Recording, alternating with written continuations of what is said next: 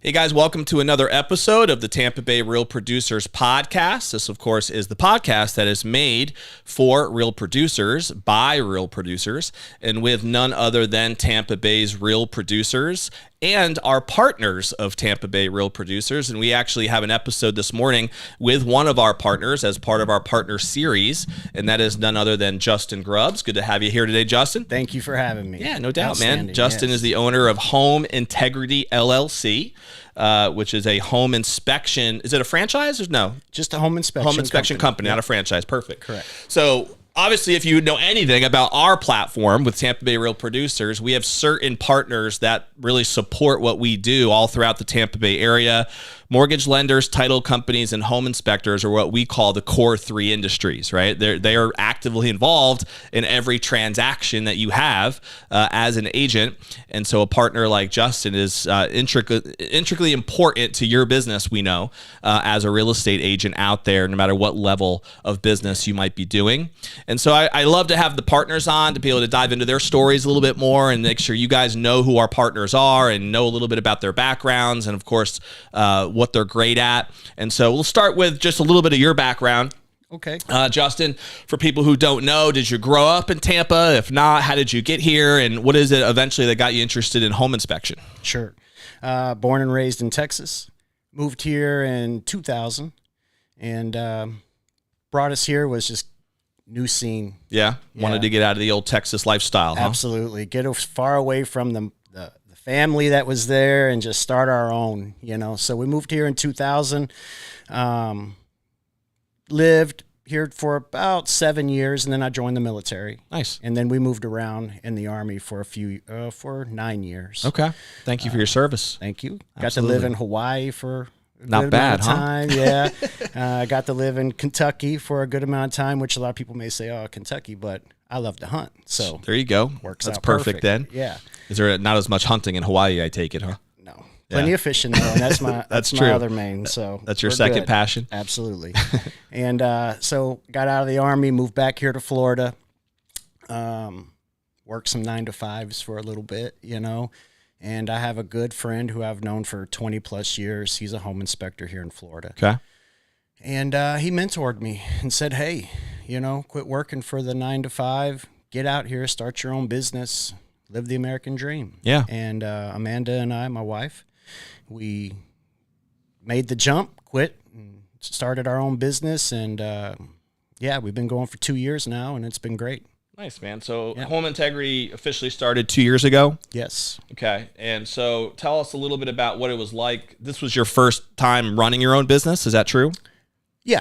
Okay. Yeah, it was our first go at, starting our own business, having our own enterprise. What was that like in the early days? Was it tough for you to make that transition from a W-2 lifestyle to having to eat tough. what you kill, so to speak? Yeah, very tough. It was stressful. Yeah. But we motivated each other, supported each other, and, we just made the jump and said, hey, this is what we got to do. No doubt. And it's been great ever since. So Wonder why we waited so long. What was your focus on when you first got rolling? Was it trying to develop some agent relationships right off the bat because you knew that how critical they were, or did that happen more later down the road, or right from the get-go, it was like, all right, who are we going to work with, right? Absolutely. Yep. Marketing. Cool. Put in all the work, get no results, Mm-hmm. be patient. Mm-hmm. And we did. And it worked out. We got in with some good brokerage firms, and they have kept us busy nonstop. Very cool. Yeah. Now, you guys serve all of Tampa Bay? All of Tampa Bay, all Central Florida, really. Okay. I mean, our thing is, one of our monikers is, we work where you work. So if you're out in Bartow or Winter Haven selling a house, I'm out there inspecting it. Cool. Yeah. Is the majority of your inspections local to Tampa Bay? Yeah, a lot. Hillsborough, Pinellas, correct. Pasco County as well. Okay. Yeah. And so tell us a little bit about what you're seeing, if anything, now, like market related. Is there anything that you feel like is relevant that you think agents should know about from your perspective in working with a home inspector, whether it's specific to this time or just in general about your industry? Codes are changing, building codes are changing, and especially here in Florida, there's always something that's changing after a storm. They make adjustments and things like that. So, when it comes to agents and in the market, I think building a relationship with an inspector that can kind of keep you educated on those things and keep you knowledgeable as to what's going on in that side of the market, in the inspection world, when things are ever changing. Maybe one time you sold a house 2 years ago and a certain issue wasn't a problem. Right. And now it is. Yes. Right. What about with all the storms and stuff we've had even just recently here, everything that's been happening since then with, I'm assuming, a lot of water damage and potential mold issues and that kind of thing. Lots of mold inspections. Is that seen? Obviously, that's been a spike I would take in your business. Yeah. Yeah. Yeah. And I mean, most of the pretty much the majority of the mold inspections we've done, homeowners have taken the steps to remediate as much as they can, and it's been a lot of minimal stuff, and they've done a great job. So makes sense. Not a lot of these homeowners' first rodeo. So gotcha. Yeah. Is there anything you've experienced, Justin, in terms of your experience specifically in working with agents that has been an example of like, this has gone really, really well, and this is why it's gone well because we had this working, versus a time working with an agent where you felt like it was a disaster because of whatever reason? Like, is there any distinction there you could elaborate on? Yeah, it's communication. 100% communication. I've worked with agents on a whim. They reach out from a Google ad or something like that. Sure. And it's just not a smooth transaction because either you can't get a hold of them or they're not conveying important information that you need to do an inspection. Like, right. Is it on a lockbox? Is it on a Supra? That's information that we need. And if we're struggling to get that from you, then it's just making everything that much more, taking away time. Makes sense. So communication is one of the biggest things, I would say. Yeah. And thinking through that a little bit more, I would think that if an agent knows or should know in advance what it is you're going to need, having that organized on their side so that when they make that phone call to you, they're already providing that, Absolutely. right up front. And I'm sure you have agents who do that, right? And that's what we get. And that's the level of professionalism that, you're looking for from an agent, to have those things in line and already have those procedures that they're using. When you don't see that and you're having poor communication, it's just harder transaction. Totally. Yeah. And at the end of the day, we're all on the same team here, right? The goal is to serve the customer at a high level, make sure that the deal gets to the closing table so that everybody gets paid, everybody feels happy about that, and you're an integral cog in making that happen, right? Absolutely. I can imagine too that like the horror stories of an agent who would want to blame you for like an inspection that comes up bad in their eyes. Right. Right. And then that holds up the deal or holds up the process, Correct. But you still have to do your job of making sure you're actually providing the truth. I am the bearer of bad news. Yes. I'm sure they love that sometimes about you, right? Listen, agents we work with, they love it because we put detailed reports out to the clients. And no home's perfect, but we're able to convey those issues to these homeowners in a way that it's a home that you're going to need to make your own. Yep. None of them are going to be your perfect example of a home. They're all going to have something that you as a new homeowner is going to have to address when you get in here. Right. And a lot of new homeowners, they just need to accept that. Right.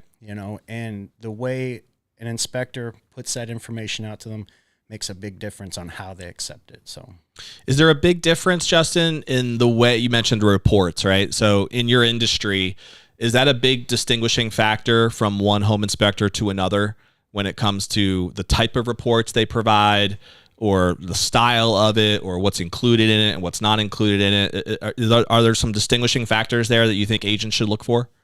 Oh, absolutely. You know, like us, we try to do like a customer-centric style. We want to accommodate all the needs and the wants and everything that the clients want. And that could be the agent or the broker or the buyer. So we take that and put it into the report. So if there's certain things that a particular buyer or broker or agent wants to see in their reports, we're going to do it. Yep. We're going to put the extra detail in there. We're going to spend the extra time. What's an example of something that they might want that is out of the usual or something different than a normal I'll report? just give you a prime example. Homeowners want to know if their home is secured for hurricanes. Yep. So homes have hurricane Seems relevant clips. nowadays. Yeah, hurricane clips, straps, whatever they may be. So we go above and beyond. We take those photos and we explain in the report what they are, what their usages are, what their minimum and maximum uplifts are, all those details that a homeowner can look at and say, hey, I didn't even know this about my last house, but now I know that if a hurricane comes through here, I have everything that I need to secure my home.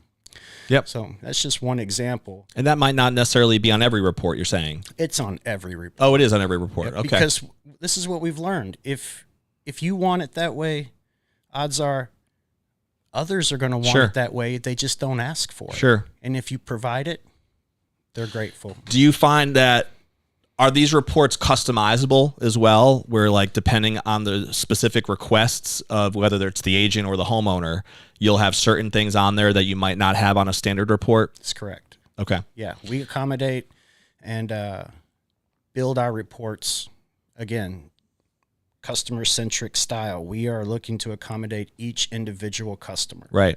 And that may or may not be true, from my perspective anyway, for every home inspector, right? Like it's not. There's certain home inspectors that they have a boilerplate way of doing it.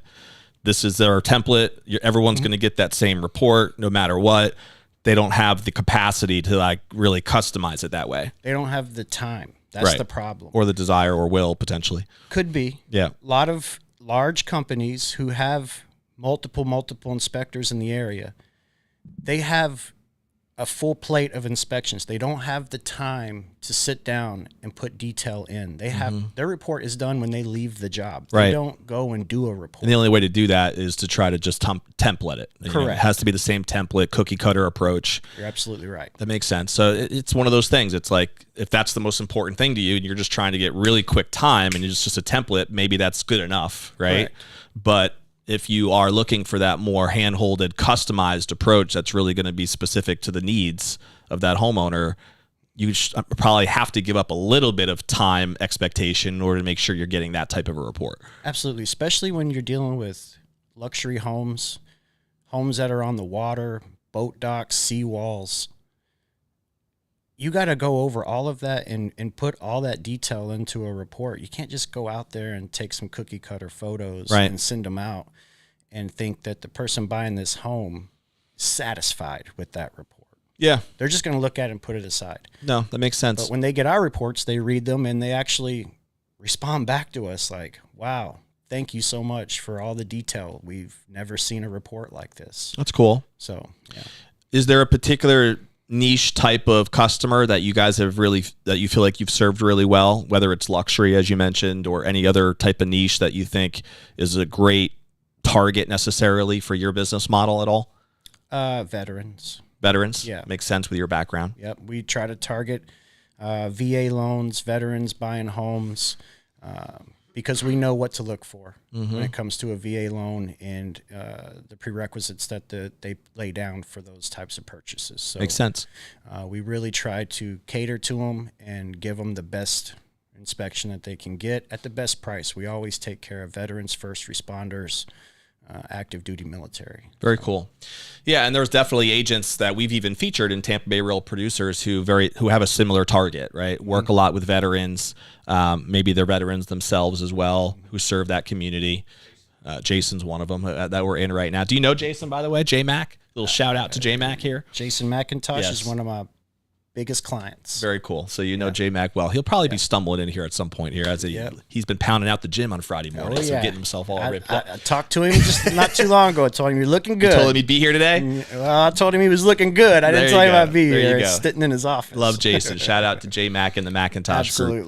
Absolutely. And there's others too that we've featured who have that same passion. So it sounds like there's definitely an alignment there for what your vision is and what your mission's all about. And then lenders too, I would think, because I know that even in Tampa Bay Real Producers, we have lenders who also specialize in those VA loan options. And so that type of network, I can see the value in having that synergy, right? Yeah, with the lenders, one of the niches we have with lenders is permanent foundation inspections. Okay.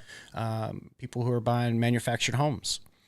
If they're doing a convention or a VA loan or a FHA loan, HUD type loan, they're required to have what is called a permanent foundation inspection, and that has to be done by a structural engineer. A lot of times these deals get all the way to the lender, and they don't have that. And makes sense. Now they're scrambling to figure out who can go out there. We can do those. We go out there, we do those inspections as field work, and then we send that into a structural engineer, and he gets us a report back within an hour or two. I love it. So we're really able to take care of that aspect of things for lenders. Makes a lot of sense. What are some of your favorite ways, Juston, that you connect with agents when you try to get in front of them and educate them on some of the things we've just talked about, right? For the last few minutes. Because in your industry, I'm assuming, and agents will tell you this, like they get calls all the time, right? From home inspectors, from lenders who want their attention. Yes. And if they gave everybody the same attention, they would never have enough time for their own business. So there has to be like a distinguishing factor from what I've seen in my perspective that could separate you from all the other home inspectors that are out there, right? Yeah. And everybody should have that same mentality about their own business. Like, what is it that's going to distinguish us so that we have the ability to look different, right? And not just be lumped in with the group. So from your perspective, what does that look like for you? Who do you look for? What are some ways that you like to connect with agents? Maybe somebody watching who might want to connect with you and learn more about exactly what some of these customized reports are like and how that might help them grow their business and satisfy their customers at a higher level. What does that look like for you? Well, social media, the old Facebook stalking, everyone does it, scrolling. That's one of the biggest things. But I will say getting in front of agents is a big challenge. Sure. It's like you said, they all have an inspector that they use, they're loyal to, and we respect that. Yep. 100%. But we also know inspectors have times where they can't cover a inspection, or they're going on vacation, or there's openings. Sure. And that's where we like to fit in. So what we like to do is just put ourselves out there to them to let us fill the void, not take over all of your inspections, but let us fill the void if you have one. Yep. And a lot of times what that ends up is they get our inspection and they are so impressed by it that we end up taking a bigger cut, or getting that invite to come into the office and meet my peers, because they're going to love these reports too. Yep. So that's kind of how it looks. Trying to get in there and get those invites is the big thing. So again, if you're an agent, broker, looking for an inspector, let's have coffee. Let's meet up at your office. We can bring some food and meet the team and discuss more about our businesses and how we can help one another. One thing I do know is agents like free food. That I know for sure. We've had that experience many times. If you're going to bring food to their office, they're interested, right? That's right. That's right. Hey, this is what I say every time. I ask everyone to eat before I talk to them, because I tell everyone, you're not frowning when you're eating. That's right. Everyone's happy. That's right. That's one way to get them happy is through the belly. So that makes a lot of sense. Absolutely. So like I said, if you are a broker, team leader, even an individual agent out there who, is intrigued by some of the stuff that Juston and I have had a chance to dive into, even just for the half hour or so we've been together, maybe having them come to the office, learn a little bit more. I could tell you Justin's a pretty friendly guy. He's not going to bite anybody's head off. He's going to get along well with the organization. It would be worth probably having him in there. A couple of minutes here on just some personal stuff for people to get to know you a little bit more. You already mentioned earlier that you're married, wonderful wife Amanda. Yes. Do you have kids? I do. How many? I have one biological child. Nice. She's 17. She's fixing to graduate. You got a teenager on your hands, yes. huh? And then I have 2 adopted sons. Oh, very cool. How old are they? They're grown. One's 26 and one's 28. That's awesome. Yeah, I feel like we can talk for a whole other show about your experience through adoption, because I find that fascinating. I have a cousin who adopted 2. They're older now. They're in their early 20s now, but he adopted them when they were babies, a brother or sister from Peru.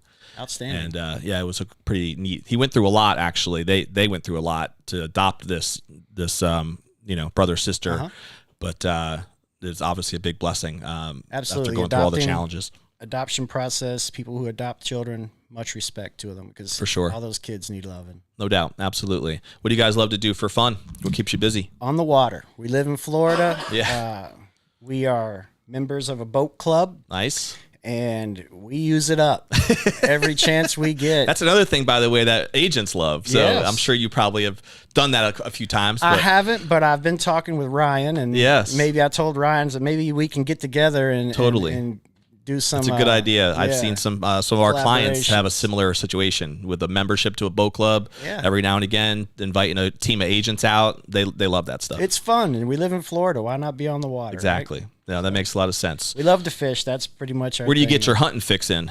Either up in North Florida or East Texas. Okay. Yeah. Deer, boar? Deer, boar, yeah. The whole 9 yards, huh? Yeah, mainly just whitetail deer, but if hog run through there, I'm going to take it down. Now, do you have like a passionate hatred for deer, or are you just like hunting them? No, I like to eat them. Do you? Okay, yeah. So I only asked that because I went to Liberty University for a year in school, and my roommate was from Virginia Beach. He was a hardcore hunter, Southern guy, redneck through and through, right? And he hated deer. Like he literally hated them with a passion. If we were in a car ride or something, if he saw a deer on the side of the road, he would almost want to jump out and get that thing. Exactly. I'd never seen anything like it. Like he had a literal hatred for deer. And I mean, they're the cutest animals, I think most people think, Bambi. So exactly. It's like, how can you hate these things? But he just was done brought great up that way. 5,000 years ago. I'm sorry? He'd have done great 5,000 years ago. Right. He'd be the Chased guy you with want. his bare hands if he needed to, right? Yeah. So he was a passionate hunter for sure. He was kind of I grew up in Connecticut. There's not a lot of hunting culture up there versus more of city folk up in those neck of the woods, I did some I went to school for fish and wildlife for a little bit. Nice. I didn't finish it. I dropped out. But okay. I still learned a lot. Yeah. And one thing I wanted to do when I was taking those courses and classes was I wanted to learn about managing white-tailed deer herd. Nice. So that's kind of the passion for hunting. I like to eat them, and I understand. Got any bucks hanging up in the living room at home, or? She would not allow me to hang no dead animals on the wall. I got a picture. You got pictures. That's all that matters, I guess. At least the memory is there. That's right. Yeah. That's right. All right. Couple rapid fire questions. Okay. Do you have a favorite book or author, seminar that you ever attended, or a book that you've read or even a podcast, I guess, that you love to listen to that you feel like has made an impact on you personally or professionally? Not a big book reader. More of a movie guy. What's your favorite movie? That was one of my next questions anyway. So anything it was a good Scorsese, transition. I would say. Scorsese fan? Yeah, Who isn't? I mean, the guy's a genius. Goodfellas, The Departed. No doubt. Casino. I mean, he's got a bunch of them. He's classic. All of those are classics that you just mentioned for sure. Yeah. Not a big book reader though, but were you a fan of The Irishman? Absolutely. It's one of the longest movies I've ever seen, but it kept your attention the whole time. It was a very good movie. Yeah, for sure. So you're saying, have you ever attended a seminar or some sort of an event that you thought was awesome? Yeah. Over my life, I've definitely, attended seminars, events, but you absorb that stuff like a sponge. It's just hard to recall anything particular. But I've done a lot of in my past sales, marketing type of jobs. Conferences types of things, meetings, gatherings. So I've obtained a lot of that, and I love to market every chance I get, and that's my biggest weakness with my business right now is marketing. Sometimes just finding somebody who has that time and that natural attraction to it can really help leverage the business. If you probably already have some team members already that I do, that do that. Yeah, that's our goal right now, is to position where I have some more time to market. No doubt, makes a lot of sense. Yep. Well, you're doing a little bit of that right now, so I think we're all in the right spot. All right. My last question as we wrap up here with time, and we'll have to have you back some other time to dive in even further on a few things. But I always call this the legacy question, which is just to get you to think a little about when, hopefully many, many years from now, those days come where you're sitting on the rocking chair and you're thinking back to what you want to be most remembered for, right? Personally or professionally, what do you think would matter, most to you, Juston, as far as what type of legacy you'd want to leave and what you'd want to be most remembered for? 4 words: professionalism, honesty, integrity, reliability. Love it. If I'm remembered for those things, I'm in a good place. I think those 4 words belong on like a billboard or a website right now, just to kind of tie it right into the brand of Home Integrity. Absolutely. Hence the name of the company makes some sense, doesn't it? Yeah. Yeah. I think that's a perfect name, by the way, for a home inspection company, right? It's just having integrity. I think that's what people should expect. Yeah, that was Amanda's. That was my wife's there you whole go. thing. Key contribution right there, huh? Yeah. That's awesome. Yep. Well, it was good to have you here, man. Thank you very much. It was a pleasure. If people do want to reach out to you directly, what's the best way for someone to contact you? You can find us on Facebook, Home Integrity LLC, Instagram as well. You can call us 727-284-6784. And we also have a website, homeintegrityllc.net. Awesome. Thanks, buddy. Thank you. We always end every episode with a challenge to the audience. So whether you're watching live through Facebook or through the YouTube channel or listening on any of your favorite podcast platforms, if you haven't already subscribed, by the way, to our podcast, just click the button that you're seeing so you can subscribe. That way you'll be notified every time a new episode drops, which is weekly. We drop one of these every week, every Friday. And what is one action step that you can take today that'll help propel you forward personally or professionally based on the conversation that Juston and I just had, right? Maybe it's literally just, hey, I never even thought that there's all these customized different ways to get reports through my home inspector. I need to have a conversation with my home inspector about that just to see what options I have. Or maybe you need to talk to someone like Juston and learn a little bit more about how they do customize these reports or about the market specific that's happening in Tampa Bay today. Maybe you just want to reach out and have them come in and you're hungry and you need some food and you're willing to listen to Juston and the team for a few minutes. And that's another option that you can take for taking some action, but do something, right? If you took the time to watch or listen, take a step today that's going to make this and solidify the plan so that way it was worth it that you invested your energy and your time into being a part of our show today. So we will see you on the next episode of Tampa Bay Real Producers Podcast. We'll see you later.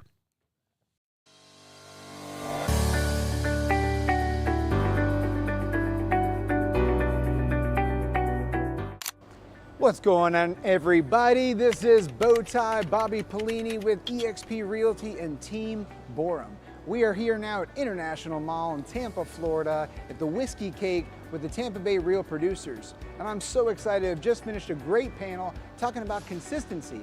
Consistency in your business, your actions, your referrals, your income. And I'm loving being here with the Tampa Bay Real Producers because what they stand for. They represent value. Value to the industry, value to the agent, and value to the homeowner and the customer, the buyer. And that's what we're all here for.